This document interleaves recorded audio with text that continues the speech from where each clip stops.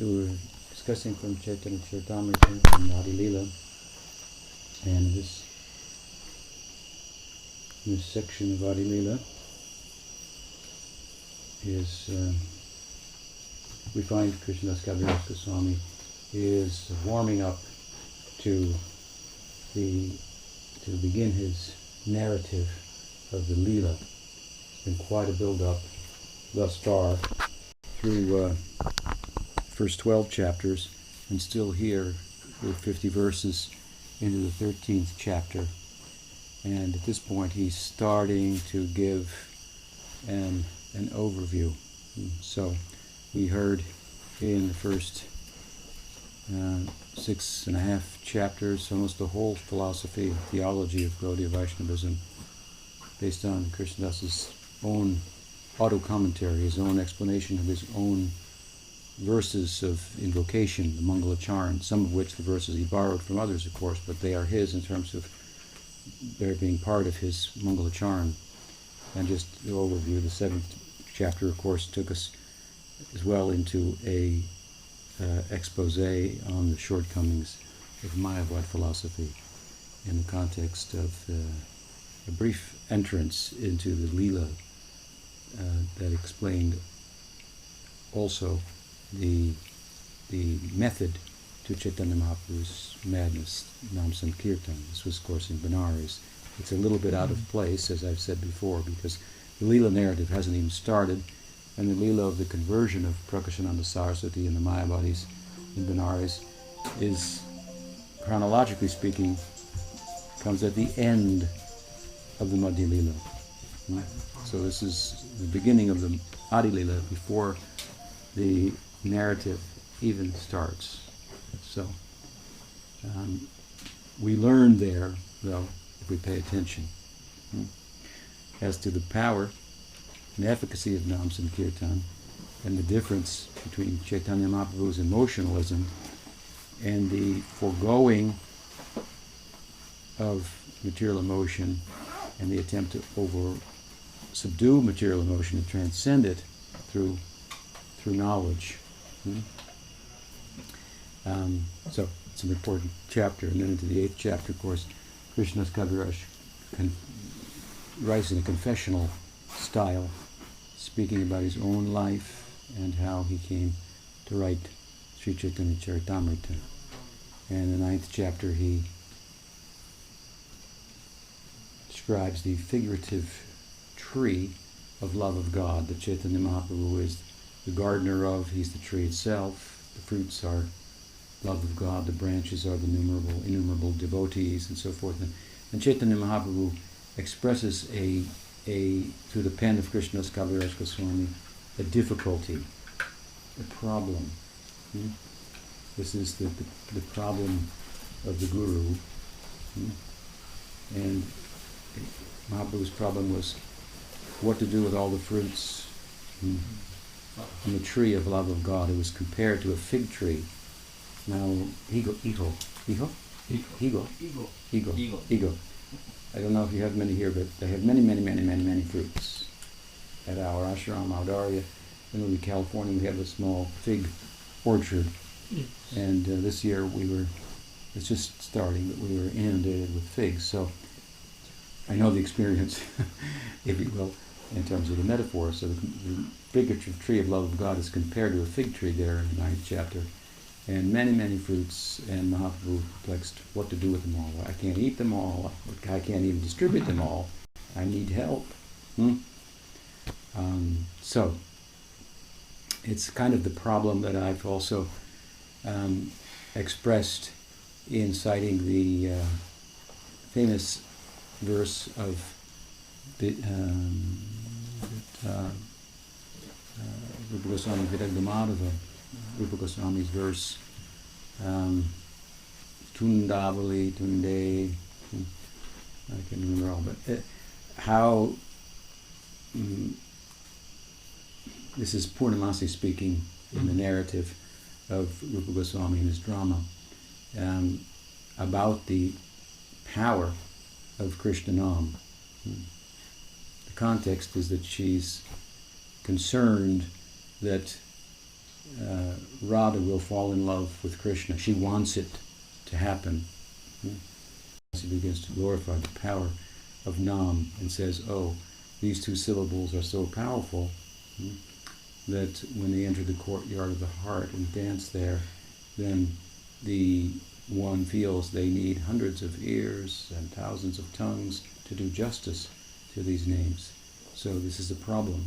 One who has a real experience of Nam has this problem. It's in one sense the foundation of the spiritual love, bhakti rasa, is compassion. And interestingly, of course, compassion is also the foundation of the moral life. Moral life is a shadow of the absolute truth. There's truth in it, in the moral life, but it's a shadow. I mean, after all, you can never perfectly... It's difficult, let's say, to be perfectly moral. And you press down here, it comes up over there. Where do you begin? Where do you end?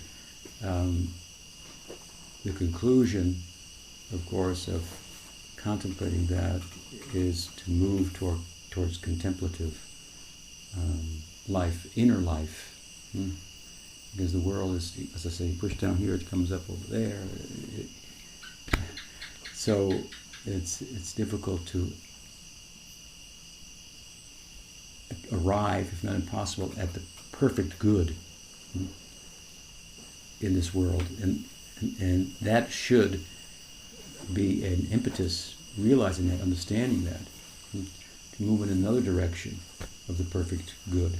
And, of course, this world is thought to be shadow, reflection of the real world, the world of real good, real beauty, perfect good, perfect aesthetics, and so forth. And it has perfect logical reasoning in its foundation. Kind of a Platonic world. We call it Golok, Vaikuntha. So, at any rate, the love of God on that side had its beginnings in the compassion that the Vaishnavas are said to be reservoirs of. Vanchakalpatarubhyascha kripasindhubhyeva patitanam pavadebhyo vaishnavebhyo kripadukaduki what is it? Kripam buddhi. They have no suffering for themselves, but they feel sorrow for the sake of others. So, in other words, the moral life is perfected when real compassion arises, because moral life is about how to behave in relation to others. When we arrive at real compassion, there are no others, because we see others only as extensions of ourselves. As the Gita says, the perfect yogi sees the suffering of others as if it is his own, because he's learned how to love his neighbor as himself, because he's seen beyond the differences, the appearance of difference, to the fact that all of us are experiencing suffering. Suffering is something else than we are.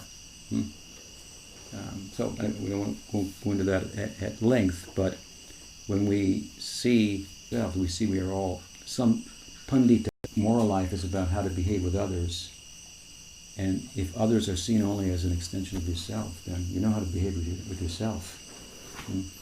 So you will do to others as you would have them, as it said, the golden rule, do unto you. So, from compassion, this is a basis, a foundation, out of which then the possibilities of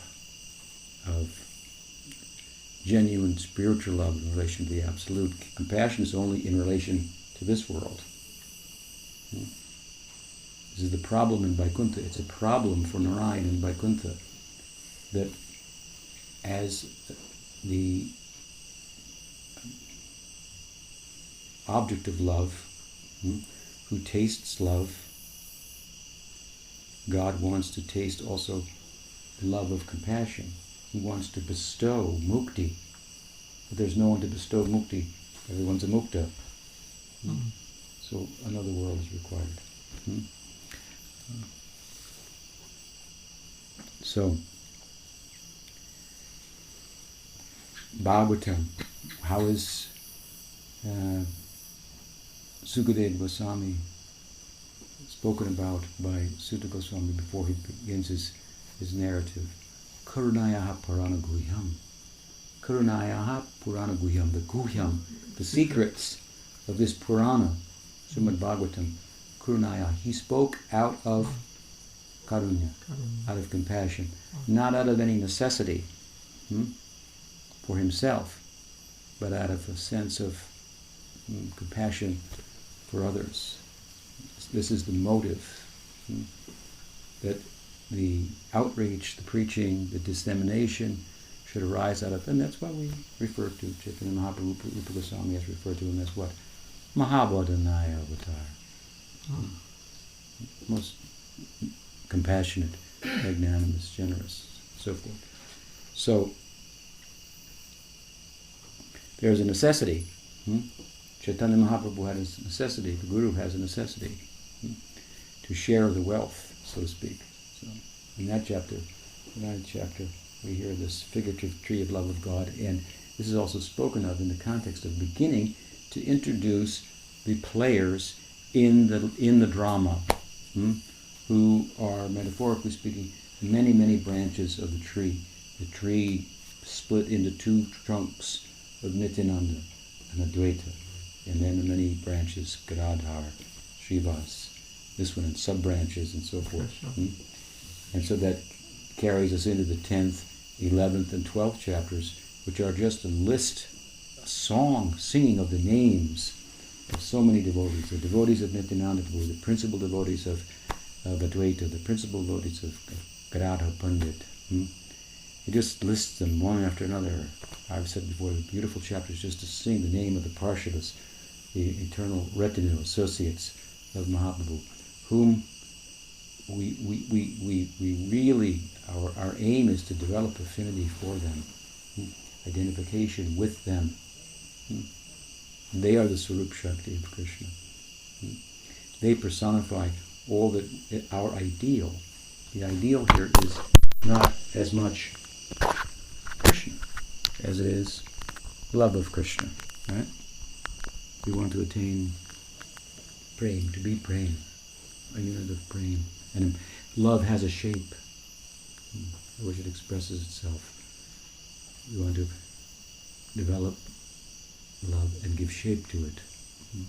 This means form, transcendence, and so forth. So, beautiful ideas, and again, 10, 11, 12, so many devotees who will show up later now in the narrative are introduced. And then in this chapter, the beginning of the narrative. But the beginning of the narrative is further prefaced, as we've seen, by describing the divisions of the Leela, the Adi Leela, the Madhya Leela, the Anti Leela.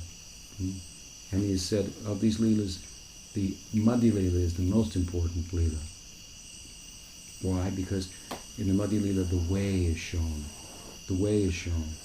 Yes, Anti Leela, the way is also shown, but the way to that way is the Madhya Leela. Nam Sankirtan, the active life and public life of Chaitanya Mahaprabhu. I was once giving a talk, comes to my mind, I've mentioned it before, and after the talk, an Indian gentleman was present, and he raised his hand and he said, Swamiji, you're talking about the spiritual life and so forth and doing the chanting, but my thinking is that spiritual life should be private. Should be a private thing. Internal, private. And I said to him, actually the fact is that the spiritual life should be such that the private life and the public life are non-different. That is the idea. When the private life and the public life become non-different. So this is what Mahaprabhu shows in the Madhya Leela. His private life and his public life are the same. He's a perfect, in this context, he was a sannyasi, a perfect sannyasi. Perfect in adherence to the sannyas dharma, Hmm? And so that there was no spot, if you will, on the white cloth, as it's thought. A small spot on the white cloth shows up. Hmm. So, for his extended activities to liberate those who dwelled in places where if he went as a sannyasi, he would be suspect, he commissioned Nityananda Prabhu to go. Hmm. And so this is a very active life. He's sending Nityananda Prabhu out. He's empowering Rupa Goswami at Prayag. He's enlightening and also empowering and giving instruction to Sanatana Goswami in Kasi and Benares. He's converting the whole of Jagannath Puri by way of converting the Guru, Sarvabhauma Bhattacharya. He's conquering the south, so to speak. Meeting Ramananda Roy there, some deep talks about what the whole book is about. This Ramananda Samvad, the conversation between Ramananda Roy and Chaitanya Mahaprabhu, is like to the Caitanya-caritāmṛta what the Bhagavad Gita is to the Mahabharata. That's the essence. What is the way and what is the goal? What possible goals are there? It's the ultimate goal and the way. So, again, emphasis on the way with some theoretical knowledge about the goal. Of course, it was revealed to Ramananda. But in this way, traveling south, and then he went to Bengal twice, he went to Vrindavan. So, public life, active in the public life. And that all in the context of practicing Krishna Bhakti. And from that, which is the shortest of his leelas, Krishnadas Kaviraj gives it 6 years only. Then 6 more years of that constitute the Anti-Leela, where his life is moving from public to semi-private, and in the last 12 years it's completely private. But how he's arrived at that is instructive. Madhya Leela is instructing us. So this whole Leela, after Chaitanya Mahaprabhu leaves Navadvip, is to show us how to enter into Navadvip, how to become a member there. Navadvip is the Gupta Vrindavan, hidden Vrindavan. Vrindavan is inside of Nadia, like a lotus inside of a lotus. The idea is, of course, if you look into Krishna Leela, as I've many times said, as deep as you can, you find yourself in the Rasa Leela, and there you find Krishna making the confession to Radha and the Gopikas that your love exceeds anything that I have to offer in return. Therefore, your love itself you must be satisfied with. Indeed, I want to taste it, and I will taste it.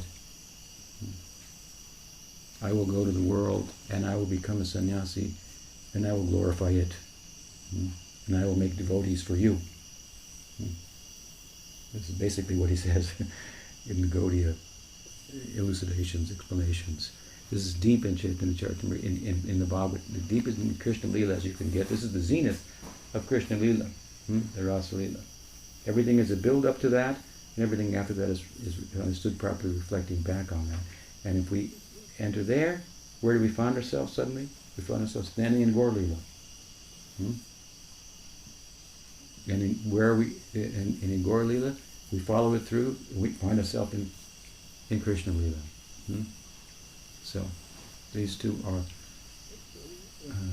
different faces of the same Leela. I've compared it to a reversible jacket. You know, if you have a black jacket with gold cuffs, so you turn it inside out, it has black cuffs and golden sleeves, something like that. Antar Krishna, Bahir Gauram. Inside he's black, means he's Krishna. Outside, his complexion is golden. The color of Mahabhav, Maranatya Mahabhav. the humor and the hue of Radhika. Such an extraordinary idea. And it is this idea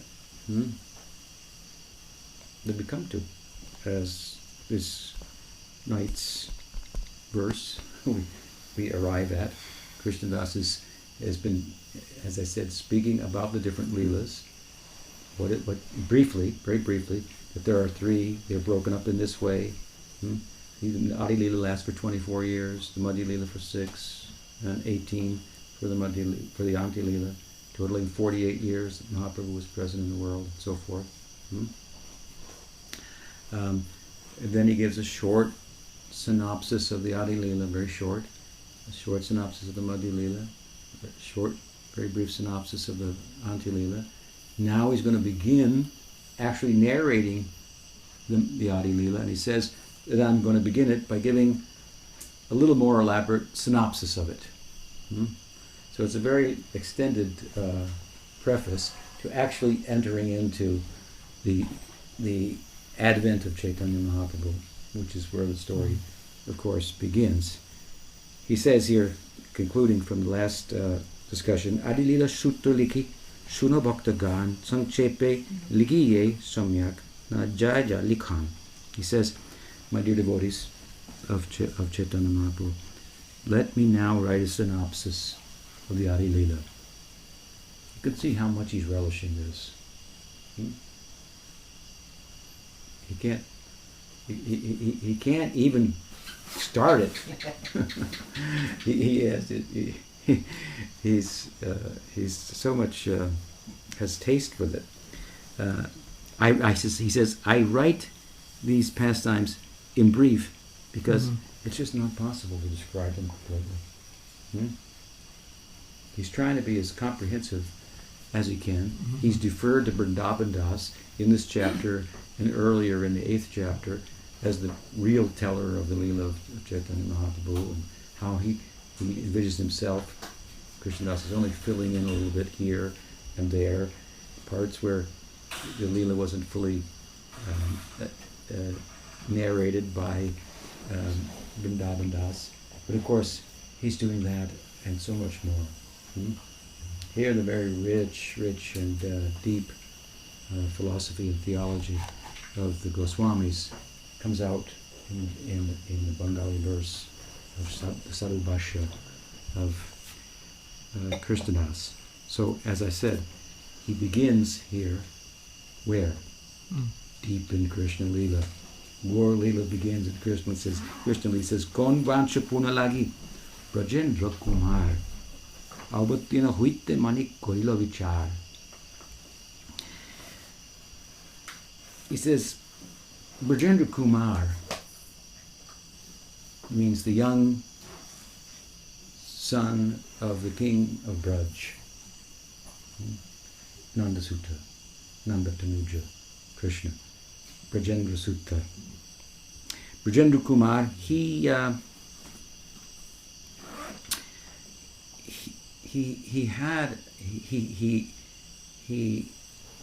engaged himself in deep reflection,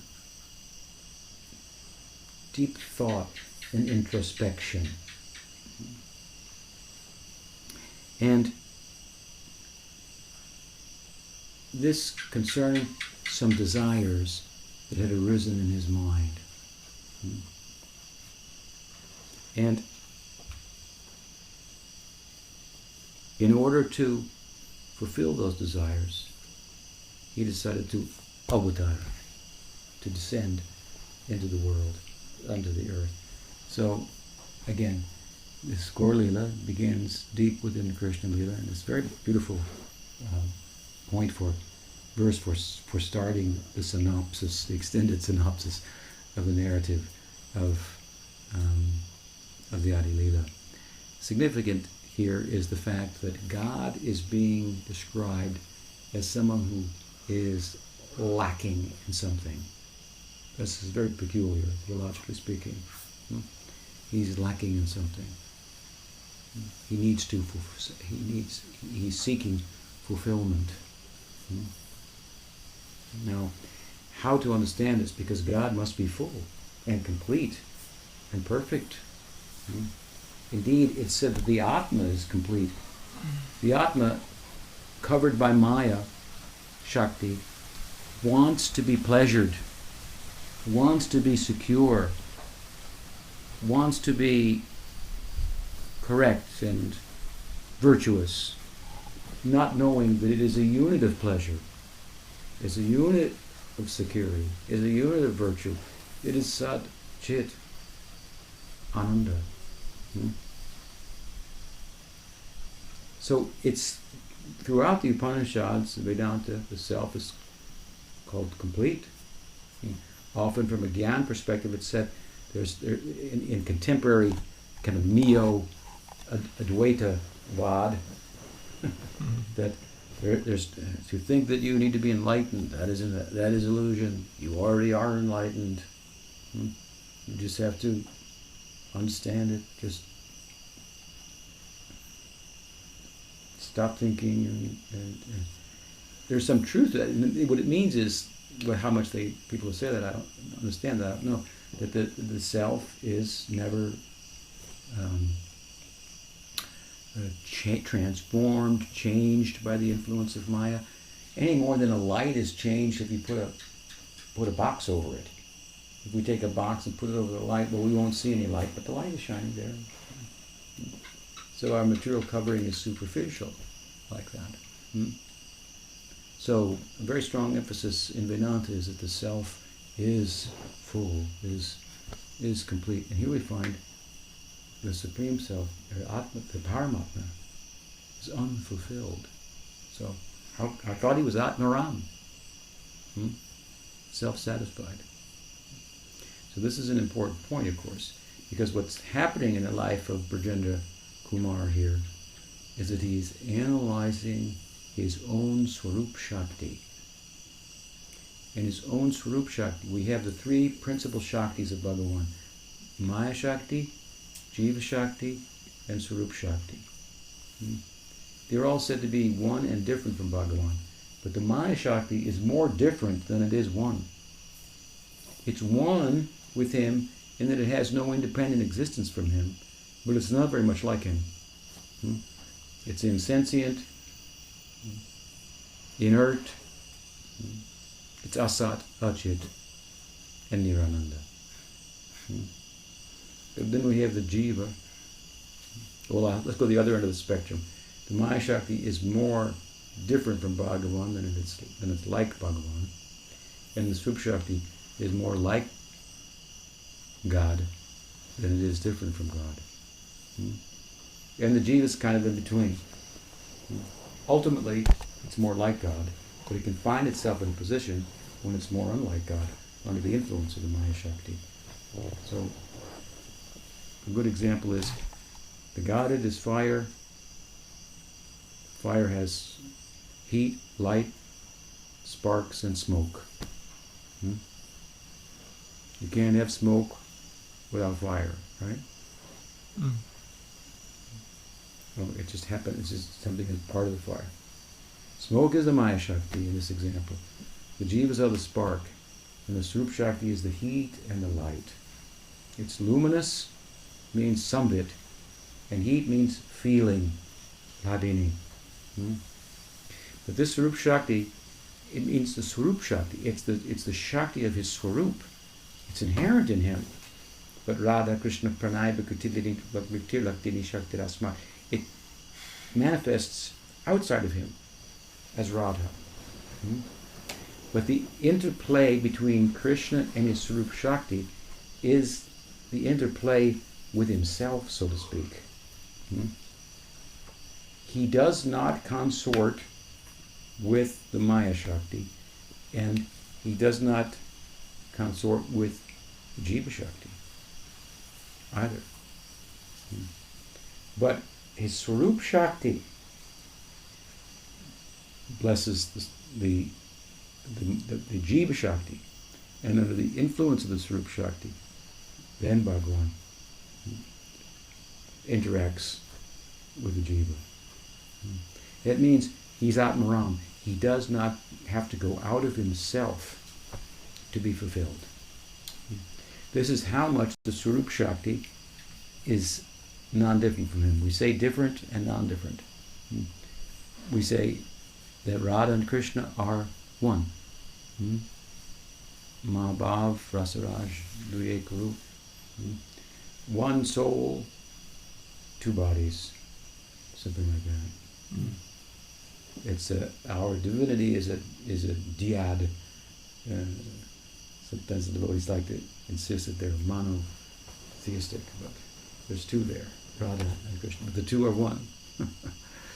So yes, here it's curious, and it's important to discuss. He has something that needs to be accomplished, needs to be fulfilled. He's supposed to be fully accomplished and fulfilled.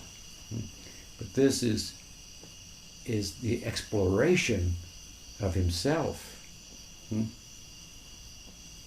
And the exploration of himself as experienced in the personification of his Swarup Shakti. That is, of course, Bhakti Devi herself, Sri Radha. So, the other curious thing, of course, here is that he decides to do that by making avatar, by descending. Why doesn't he do it in the Paravyom? That's the perfect place, wherever he wants to go. He comes here. So some special place for the earth is found in Gaudiya Vaishnavism. It's very grounded. It's very earthy. In that sense, it's of course it's a as I often say, panentheistic notion of God, which means that the world is also God, and God is more than the world, beyond the world. He is the world. He's in it and beyond it at the same time. So, in the general sense, from a panentheistic point of view, the world, the earth, for example, a manifestation of it, is worshipable. With the right understanding, for example, that the earth is one of the Shaktis of Bhagavan. You can worship the Maya Shakti with that in mind and become fully Krishna conscious. You've got that perspective. Just like I've said, people talk about how to offer your food and how to do it right and so on and so forth. In the right frame, and we say, we feed God, not hungry people. Because feeding hungry people will never end hunger. But by giving our energy to God, then we can end hunger. It sounds very profound, but this is just a neophyte understanding of the whole thing. The higher understanding is feed the people. Why? Because Krishna says in the Gita, I am the fire of digestion. So, will that put out hunger? No. Will you feed Krishna and end his hunger? No. There is no end to hunger. Krishna will always want to eat more. So, from a more spiritually advanced perspective, you can be doing something that the neophyte will think, this guy's in Maya. He's doing food programs for the poor, for the hungry people. He should be serving Krishna. So, therefore, Vaishnava Kriyamurga Vignana Puja. There are so many examples of Vaishnavas acting in ways that neophytes may misunderstand. Look at the example of Pundarik. Of course, Gadadhar wasn't a neophyte, but he plays the role of one in Gaur Leela when he misunderstands the apparent,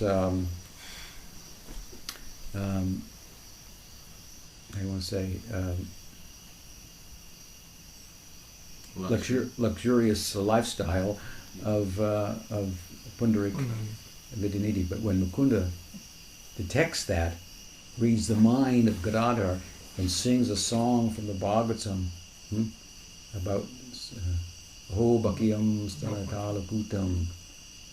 Oh, how fortunate is Putana, how wonderful is Krishna. He delivered Putana, gave her Vatsalya Rasa.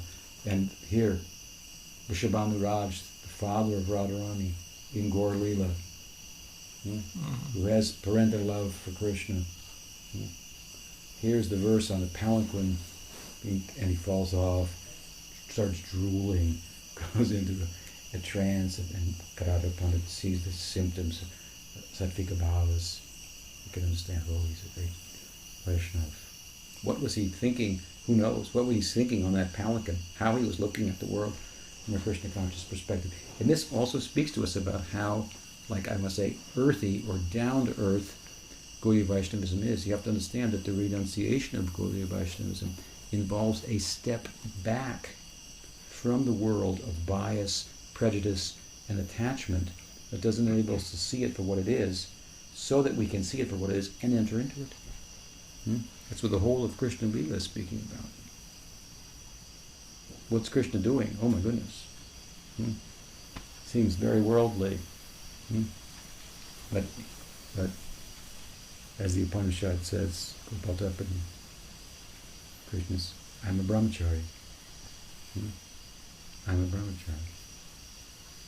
Doesn't look like you're a brahmachari. What is his angle of vision? What is his perspective? What is his motive by which what's behind his movements? The movements, for one thing, the motive behind it, the consciousness behind it. So, of course, we're all neophytes, so we practice, we offer the food, we do these things. But the point here is that we step back for renunciation of Gaudiya Vaishnava. Renunciation causes us to see a thing for what it is, so to speak, because it brings objectivity. If we're too close to a thing, I mean by that too attached to it, we can't see it objectively. So we step back from the world, see it for what it is. Oh, it's not what we thought it was. But it's not also what some of the renunciates think it is. An unfit place. What is to be? How does Vishwanath Chakravarti Thakur describe it? Vishvam Purnam Sugayate. The world is an abode of happiness. He sees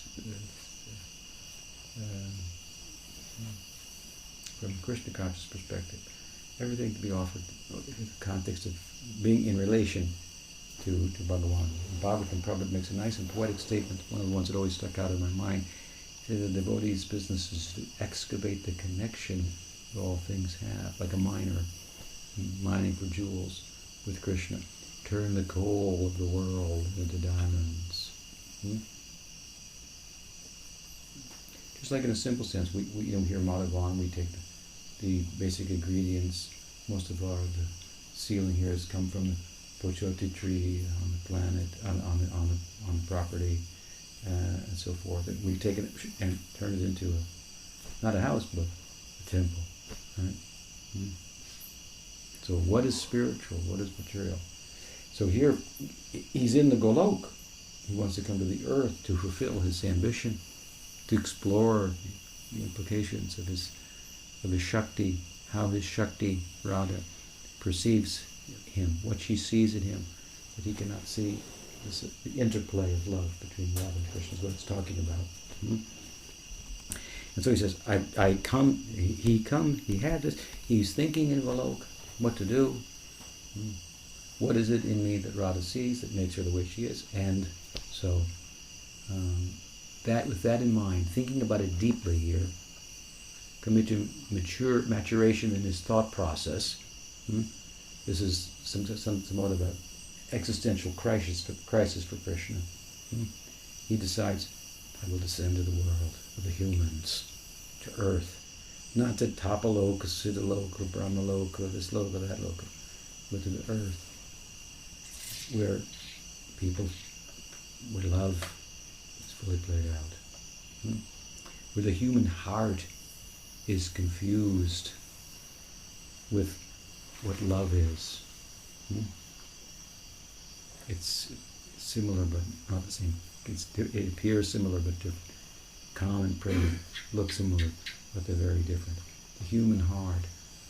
You see, we can speak from the point of view of knowledge about the world and the problems of attachment and how the attachment is the womb from which suffering is born and so forth. Right? So you may move back from the world and so on. But for what? Just to be. Just to be. Because being is compromised by attachment. The sense of self derived from having, from attachment, is one that can't be sustained. So if you don't want a sense of being that can't be sustained, you want an enduring sense of being, albeit a still one. And then you start thinking, well, I don't know if I want to be just still all the time. Maybe I just want to be temporary and at least move and feel love, even if there's a shadow of it, at least once. This is where Gaudiya Vaishnavism comes to solve the problem of Vedanta, Bhakti Vedanta, of Gyan. You see, this is the problem of Gyan. People are, in one sense, justified in saying, I don't think I want to do that. Gaudiya Vaishnava says, yes, you're right. There is love. There is real love. And so, the people who are chasing love here and ignoring Vedanta, except for a few crazy ascetics, Krishna's coming to be amongst them. And the Siddhaloka, Tapaloka, they're not loving there. In the ordinary sense of the term, they're meditating and worshipping and so forth. On earth, they're doing the kind of things that Krishna does. Right? They're loving. Of course, there's a shadow, a reflection of love, but the full face of all that he is about, turned backwards in the sense that he's not the center of it. It's on earth. So this is the perfect place for him to come. Even his Golok, even the Golok, of course, is Gokul with Aishvarya. But the Gokul, it is the center of the lotus of Golok. It's non-different than the Gokul here. It's still a little... Sanatana says the Kadamba trees are bigger there. So the Leela, and this is a very esoteric point of Gaudiya Vaishnava, the Leela is more fully played out in Gokul Vrindavan, on earth. So it's a very earthy place. Not just from the point of view that the earth and material nature is one of the Shaktis of Bhagavan, as I've said, from a panentheistic point of view, and worshipable, but in another sense, it's the place of choice. So it's an earth-centric perspective. And if we have a reason to have some worshipable kind of regard for the place that we're in, to take care of it and so forth. Gaudiya Vaishnavism is very environmentally sensitive with its worship of the fig tree, the banyan tree,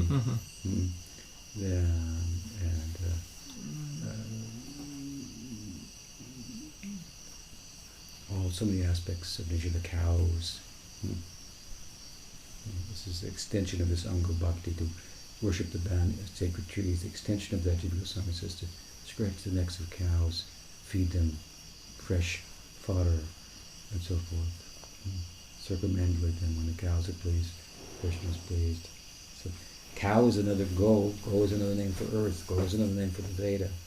Krishna is actually mentioned in the Rig Veda, where in some very kind of covert ways there, it said the cows are the sounds of the Veda. And they're being herded by a cowherd boy. I'm just paraphrasing the verse. Gaudis have extracted this. You can thank the Goswamis for that. What kind of shastric minds they had to find such verses. Anyway, and this all for an academic purpose, if you will, supporting their realization with the revelation. So anyway, we've gone on about it to some extent, but here the point is that Krishna in Leela is beginning, Gaur Leela narrative is beginning a synopsis of it, a more extended synopsis now of the Adi Leela, and it begins in Golok.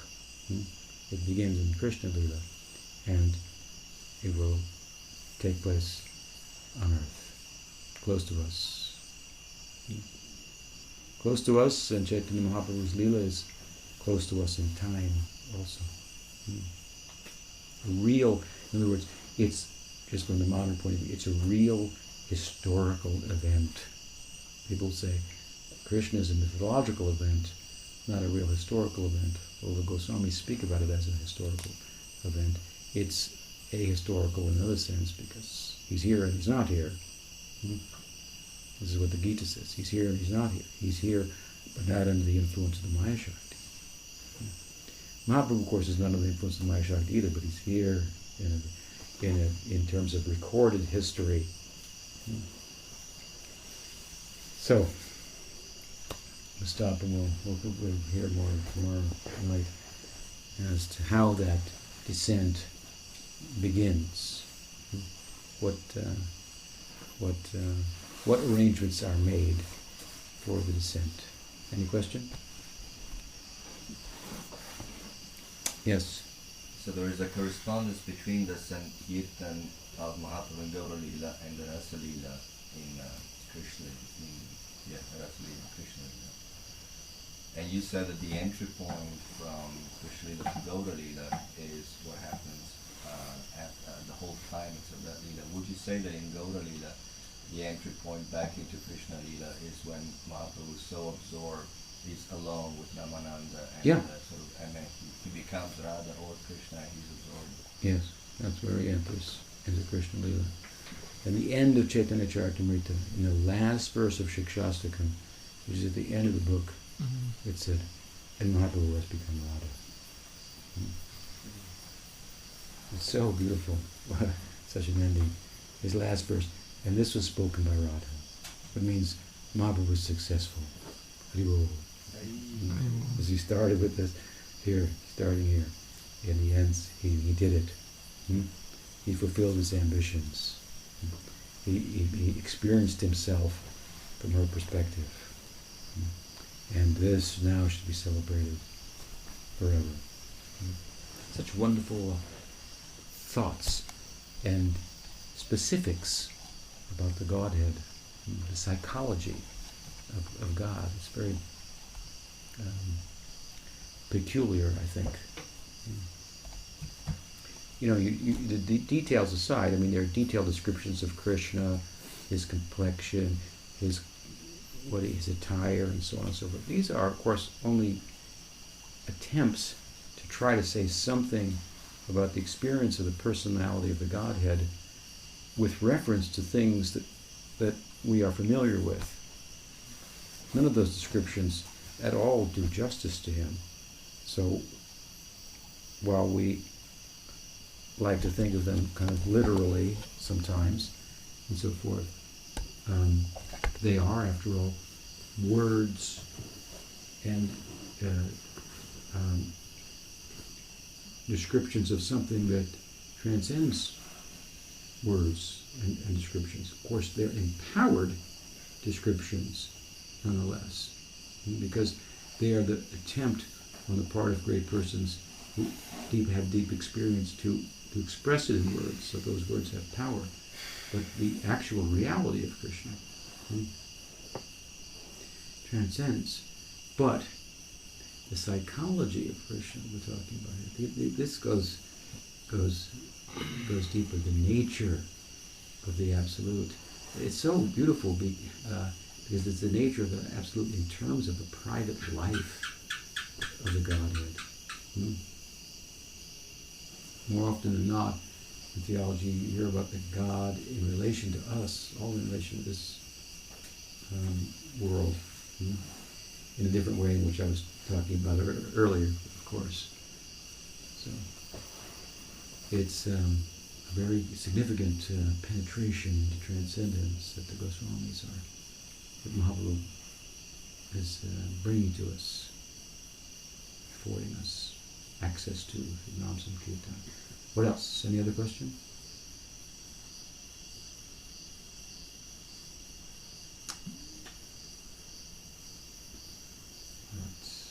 Shri Krishna Balaram Ji ki Jai.